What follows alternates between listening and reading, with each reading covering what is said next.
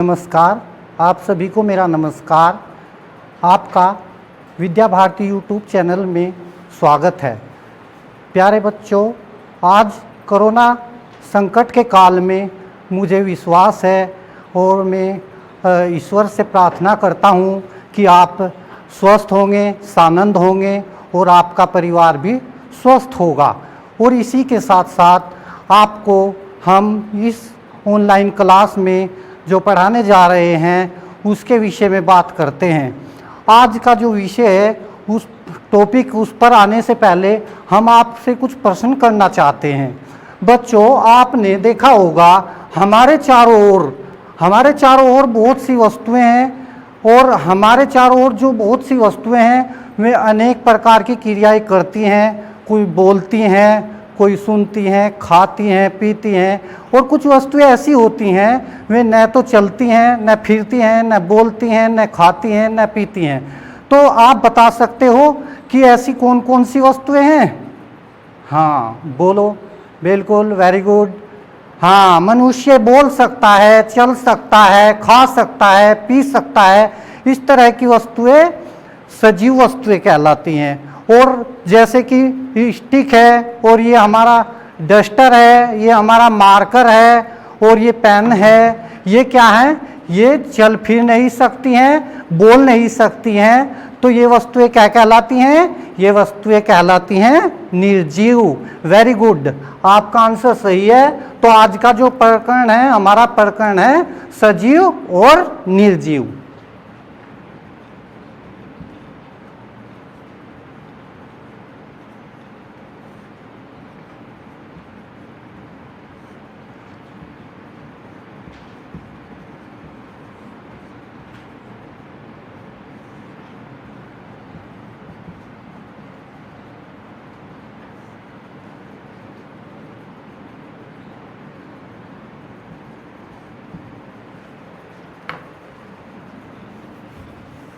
तो आज का हमारा टॉपिक है पाठ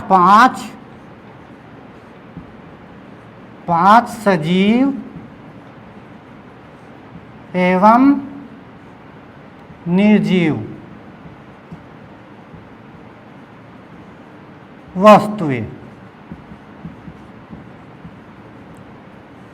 तो आप सब समझ गए हैं सजीव और निर्जीव वस्तुएं।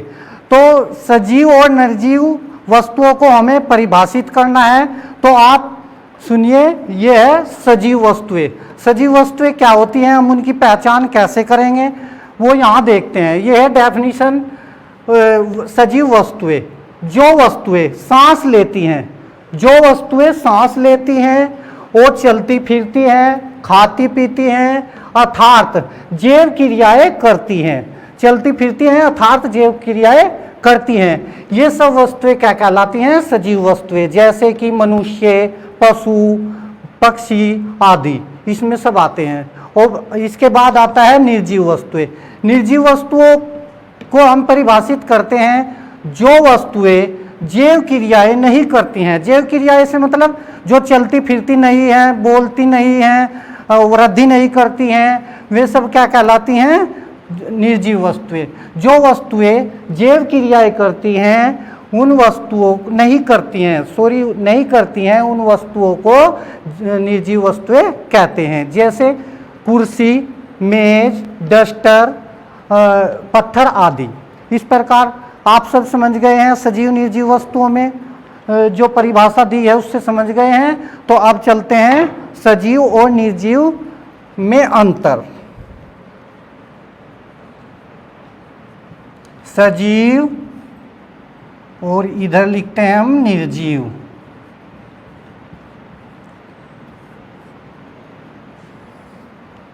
देखो बच्चों, सजीव और निर्जीव में हमें अंतर स्पष्ट करने हैं। तो देखो यह है सजीव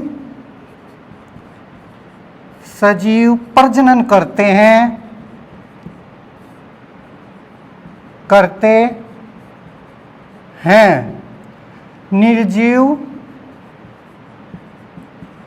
निर्जीव प्रजनन नहीं करते हैं। क्या हुआ? सजीव प्रजनन करते हैं और निर्जीव प्रजनन नहीं करते हैं। ये हमारा एक पॉइंट हुआ। इसके बाद 2, सजीव वंश वृद्धि करते हैं, सजीव वृद्धि करते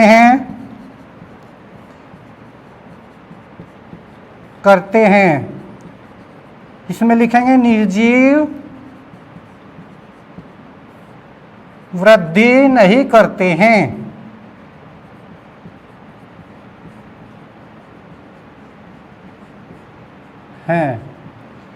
इसके बाद सजीव पोषण करते हैं,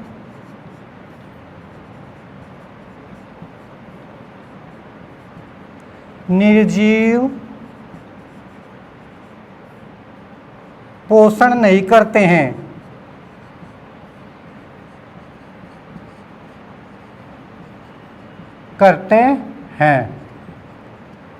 आगे चलते हैं। सजीवों में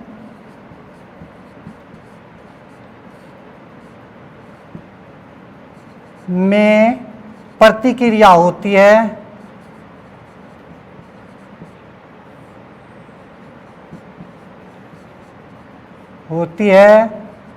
निर्जीवों में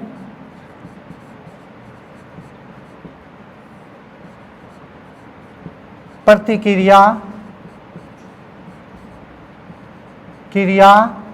नहीं होती है।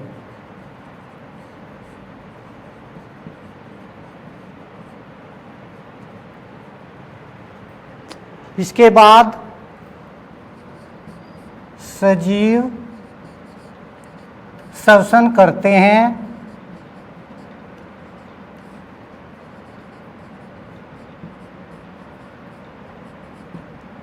निर्जीव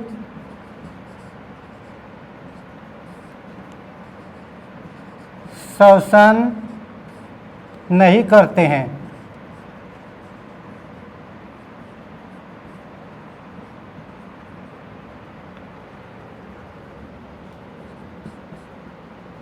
सजीव गति करते हैं,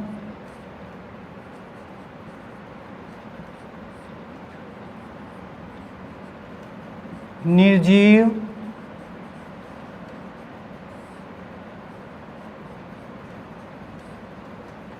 गति नहीं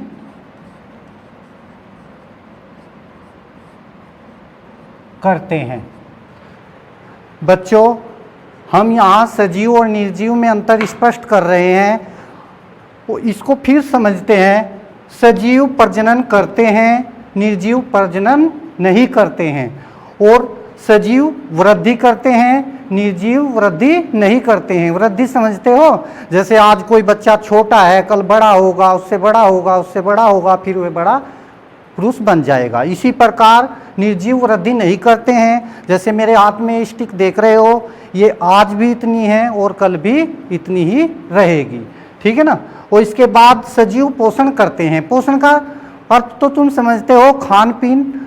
और सजीव जो होते हैं वे खान पीन करते हैं और बाकी निर्जीव नहीं करते हैं। सजीवों में प्रतिक्रिया होती है, निर्जीवों में प्रक्रिया नहीं होती है। प्रतिक्रिया नहीं होती है। और सजीव श्वसन करते हैं। श्वसन का मतलब सांस लेना, छोड़ना और पाचन वगैरह की क्रिया सब श्वसन क्रिया में आती है, ये करते हैं। और निर्जीव नहीं करते हैं।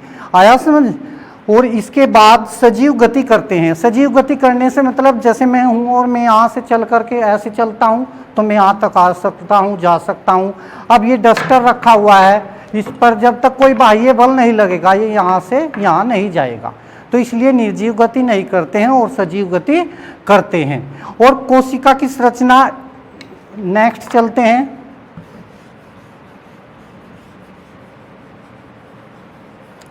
सजीव निर्जीव के बारे में आप समझ रहे हैं। ये श्वसन करते हैं, निर्जीव श्वसन नहीं करते हैं। ये पोषण करते हैं, ये पोषण नहीं करते हैं। ये प्रतिक्रिया दर्शाते हैं, सजीव प्रतिक्रिया दर्शाते हैं और निर्जीव प्रतिक्रिया नहीं दर्शाते हैं। और ये श्वसन क्रिया करते हैं और निर्जीव श्वसन क्रिया नहीं करते हैं। इस प्रकार इसे दोहराते हुए आगे चलते हैं। अब इसके बाद चलता है कोशिका। सजीवों में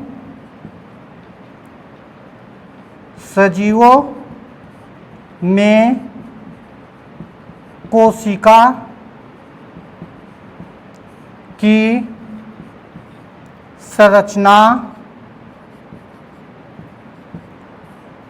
पाई जाती है। निर्जीव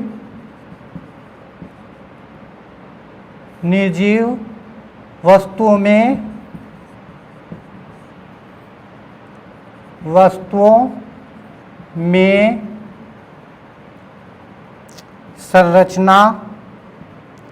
संरचना नहीं पाई जाती है। पाई जाती है, नहीं पाई जाती है। और सजीवों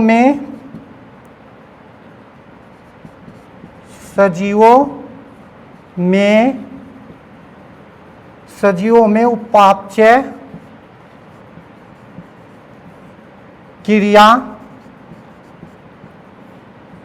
होती है। निर्जीवों में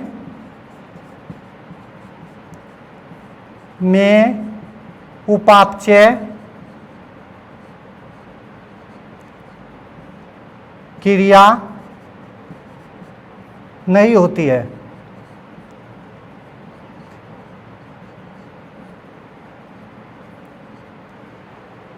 इस प्रकार समझे बच्चों।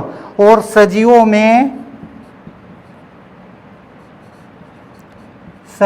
में उत्सर्जन होता है,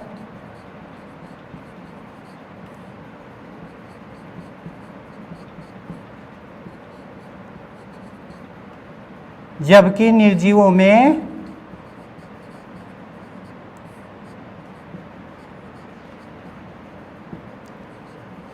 उत्सर्जन नहीं होता है।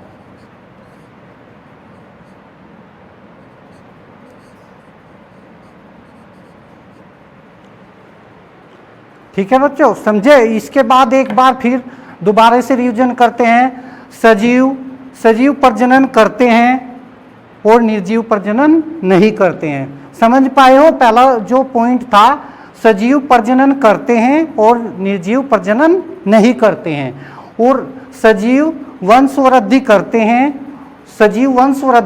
हैं और निर्जीव वंशवृद्धि नहीं करते हैं। और इसके बाद फिर इसमें कोशिका की संरचना पाई जाती है और निर्जीव में कोशिका की संरचना नहीं पाई जाती है। ठीक है। इसके बाद सजीवों में उपापचय क्रिया होती है और निर्जीवों में उपापचय क्रिया नहीं होती है। इसके बाद सजीवों में उत्सर्जन होता है और निर्जीवों में उत्सर्जन नहीं होता है। उत्सर्जन के बारे में हम और आगे चलकर डिटेल में बताएंगे। इसके बाद सजीव पोषण करते हैं और निर्जीव पोषण नहीं करते हैं। ठीक है, सब बच्चों को आया समझ? मैंने 2 बार समझाया है। आप इसी तरह से घर पे कई बार इसका रिवीजन करेंगे तो आप बिल्कुल भली भांति समझ जाएंगे। ठीक है बच्चों? अच्छा, बहुत अच्छा, चलो बहुत अच्छा। आप कोरोना काल में इस तरह से स्टडी कर रहे हो।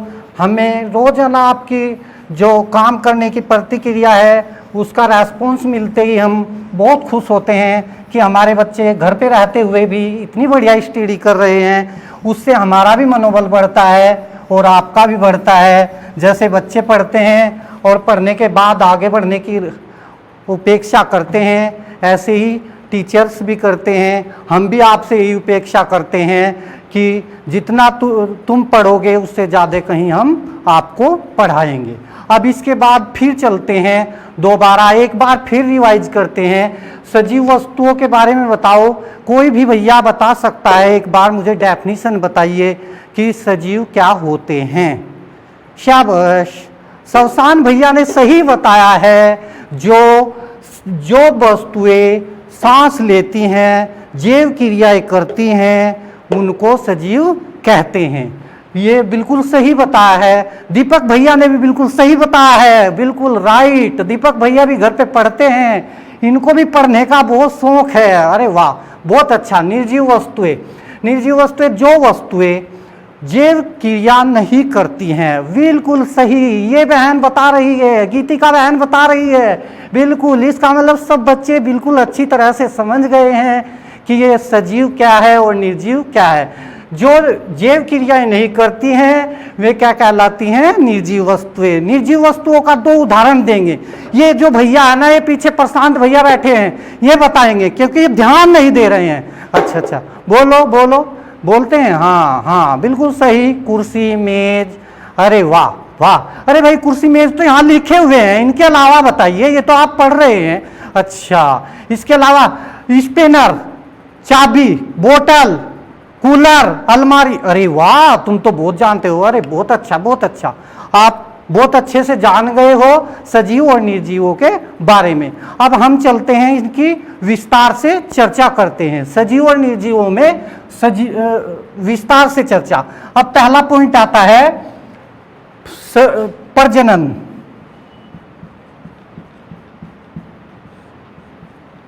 पहला पॉइंट आता है प्रजनन। प्रजनन का क्या अर्थ होता है? पहले सब बच्चे सुनेंगे, ध्यान से सुनेंगे, और जिस प्रकार मैंने प्रश्न किए हैं मैं लास्ट में भी आपसे प्रश्न करूंगा, उसी प्रकार आप आंसर देंगे और सही से बताएंगे। और उसके बाद इसके साथ साथ आपकी बहुत सारी समस्याएं दूर होंगी। आपकी मासिक टेस्ट की परीक्षाएं बहुत अच्छी होंगी, क्योंकि सब ये क्वेश्चन जो आते हैं ये कंपटीशन में भी आते हैं, आपकी क्लास में भी आते हैं। आप यहाँ बारीक बारीक चीज़ों को पढ़ोगे, शुरू से उनका रिवीजन करते रहोगे, तो आप कभी भी कंपटीशन में भी पीछे नहीं रहोगे। चलो, अब इसके बाद चलते हैं प्रजनन पर। प्रजनन क्या होता है? प्रजनन होता है प्रत्येक जीव, जीव जंतु, पशु पक्षी सब अपने वंश वृद्धि के लिए, वंश को वृद्धि करने के लिए, आगे बढ़ाने के लिए बढ़ाते हैं, तो उसी को ही प्रजनन कहते हैं। सीधी सी भाषा में कहो, शॉर्ट रूप में जैसे बोलते हैं उसको बोलेंगे प्रत्येक जीव जंतु अपने जैसे जीवों को जन्म देना और उनकी वंश वृद्धि करना, अपनी वंश वृद्धि करना, यही क्या कहलाता है? प्रजनन। जैसे कि मानव के यहाँ बच्चा पैदा होगा, पशु पक्षी होंगे, उनके यहाँ क्या अंडा होगा, अंडे से चूजा निकलेगा, जो भी होगा फिर बच्चा निकलेगा। ठीक है, इसी प्रकार उनकी वंशवृद्धि होती चली जाएगी। समझ गए बच्चों? देखो बच्चों, सारे यहाँ ब्लैक बोर्ड पर देखेंगे। अब इसकी हमें परिभाषा लिखनी है। जैसे परीक्षा में आता है कि प्रजनन क्या होता है, तो उसमें आपको लिखना है प्रत्येक जीवों के द्वारा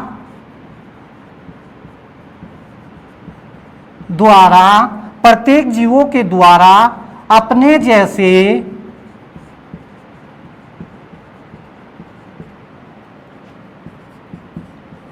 जीव उत्पन्न करना ही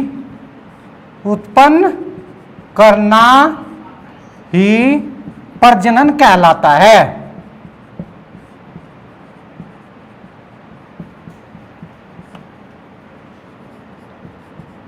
सब भैया बहन समझे प्रजनन क्या होता है? समझ गए? अब इसके बाद ये कार्तिक भैया बताएंगे प्रजनन क्या होता है। आपको ब्लैक बोर्ड पे नहीं देखना है, इसके सामने मैं खड़ा हो जाता हूं और तब इसकी आप परिभाषा बताएंगे। प्रजनन क्या होता है? प्रत्येक जीवधारियों द्वारा, बिल्कुल सही बताया, बिल्कुल राइट। बहुत अच्छे बच्चे हैं भाई इस क्लास का तो कुछ कहना ही नहीं, बहुत अच्छे बच्चे हैं। इनको तो जितना पढ़ाए उतना ही ये पढ़ते हैं। अरे वाह, प्रत्येक जीव द्वारा अपने जैसे जीव उत्पन्न करना ही क्या कहलाता है? प्रजनन कहलाता है। अरे वाह, बहुत अच्छा। अब इसके बाद प्रजनन की क्रियाएं होती हैं। ये प्रजनन की कितनी क्रियाएं होती हैं? 3 क्रियाओं में प्रजनन होता है। 3 क्रियाएं कौन कौन सी हैं? वे एक पहली, ये प्रजनन हुआ, इसको प्रजनन को 3 भागों में बांट दिया हमने। 3 भागों में। लैंगिक प्रजनन एक तो होता है लैंगिक प्रजनन, दूसरा होता है अलैंगिक प्रजनन, तीसरा होता है कायिक प्रजनन। तो इसको लिखेंगे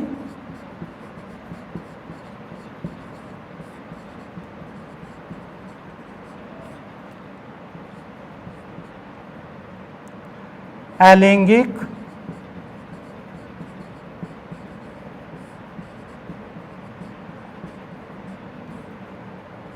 और लिखेंगे कायिक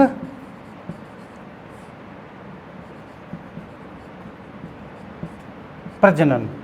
अब देखो बच्चों, ये प्रजनन को हम 3 भागों में बांट रहे हैं। वे 3 भाग कौन कौन से हैं? एक भाग है लैंगिक प्रजनन, जो 2 नर और मादा के उससे बनता है, उसको क्या कहते हैं? लैंगिक प्रजनन। अलैंगिक जो बिना एक लिंग के अनुसार होता है। और कायिक प्रजनन किसको बोलते हैं? जैसे कि हम किसी पौधे की कलम लगाना या बीज से पौधा उत्पन्न करना, इस तरह की प्रक्रिया क्या कहलाती है?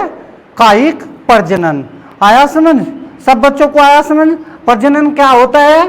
प्रजनन प्रत्येक जीवों द्वारा अपने जैसे जीव उत्पन्न करना ही प्रजनन कहलाता है।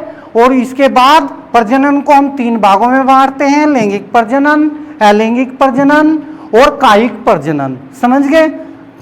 ठीक, बहुत अच्छा। चलो अब आगे चलते हैं। इसके बाद हमारा दूसरा जो नंबर है वो आता है वंश वृद्धि या विकास वृद्धि।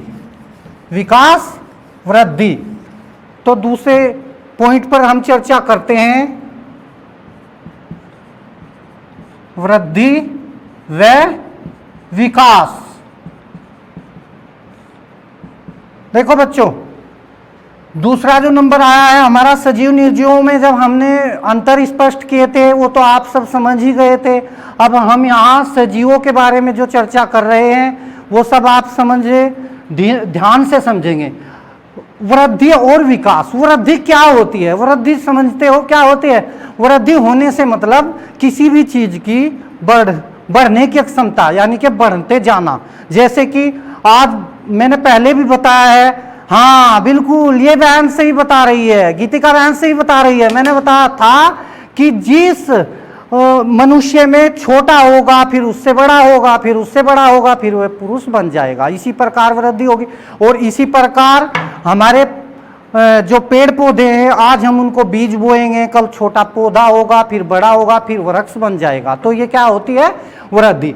तो वृद्धि वृक्षों में भी होती है और वृद्धि सजीवों में भी होती है। सजीव तो जानते हो जैसे जीव प्राणी है ना, और तो उनमें भी वृद्धि होती है और पौधों में भी। और कहीं कहीं पौधे और सजीव थोड़ी भिन्नता रखते हैं, वो हम समझाएंगे। देखो, प्राणियों में वृद्धि, प्राणियों में वृद्धि एक निश्चित आयु तक होती है। एक निश्चित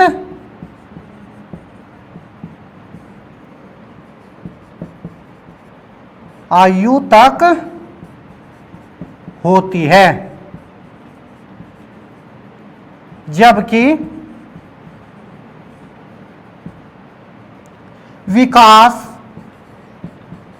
विकास निरंतर चलता रहता है। चलता रहता है। समझे बच्चों? इसका मतलब हुआ वृद्धि और विकास। प्राणियों में वृद्धि एक निश्चित आयु तक होती है। वृद्धि एक निश्चित आयु तक होती है। एक बच्चा है वो 1 महीने का होगा, 1 साल का होगा, 2 साल का होगा, 10 साल का होगा। एक निश्चित आयु ऐसी आएगी, वहाँ आकर के उसकी जो वृद्धि है, हाइट होनी शुरू, वो बंद हो जाएगी,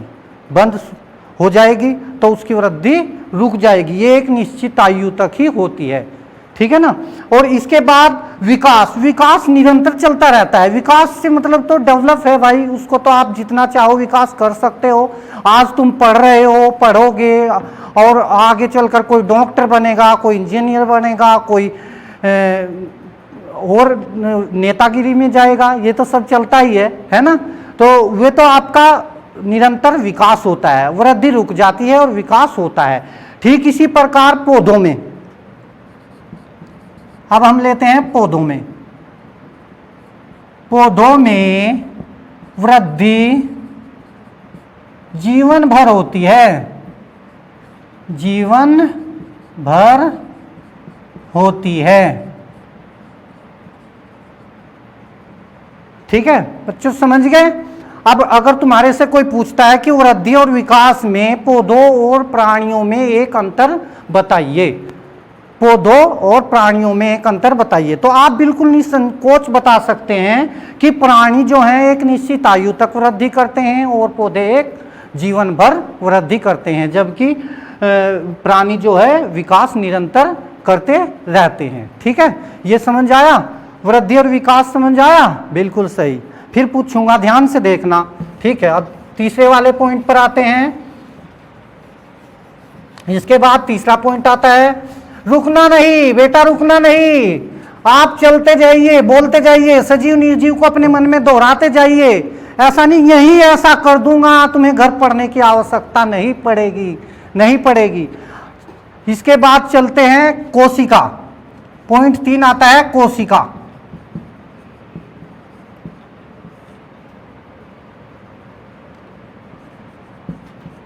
कोशिका की संरचना, कोशिका की संरचना एवं संगठन। देखो बच्चों, हमने जब अंतर स्पष्ट किए थे आपको उसमें भी बताया था कि कोशिका, सजीवों में कोशिका पाई जाती है और निर्जीवों में कोशिका नहीं पाई जाती है। अब सजीवों की बात चल रही है तो इसमें कोशिका पाई जाती है, और कोशिका के साथ साथ सजीवों में कोशिका के बाद क्या होता है, ऊतक बनते हैं, ऊतक बनते हैं। ऊतक के बाद क्या बनते हैं, अंग बनते हैं। अंग के बाद क्या बनते हैं, अंग तंत्र बनते हैं।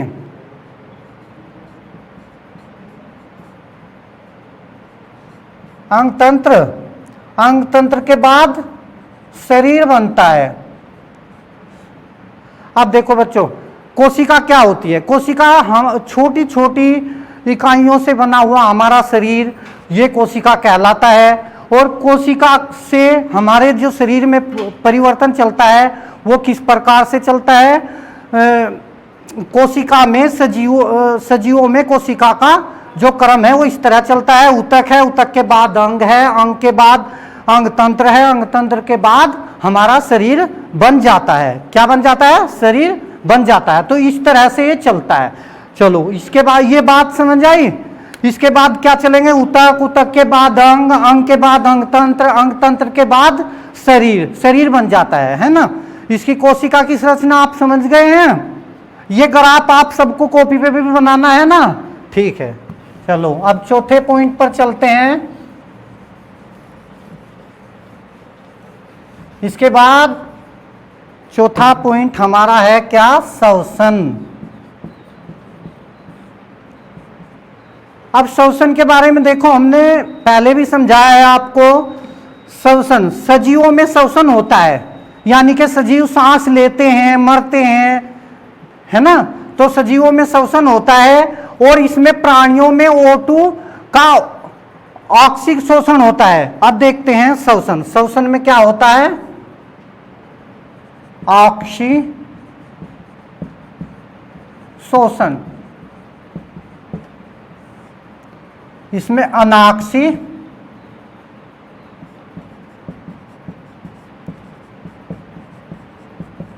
शोषण, समझे। ये ऑक्सीय शोषण, इस ये O2 की, O2 जानते हो, O2, O2 कोई भैया बताएगा O2 क्या है। O2 ये ऑक्सीजन की उपस्थिति में होता है, और अनाक्सीय O2 की अनुपस्थिति में होता है, अपस्टैंड में होता है। ठीक है, ये समझ गए हैं। इसके बाद चलते हैं तीसरे पॉइंट पर, पोषण। पोषण,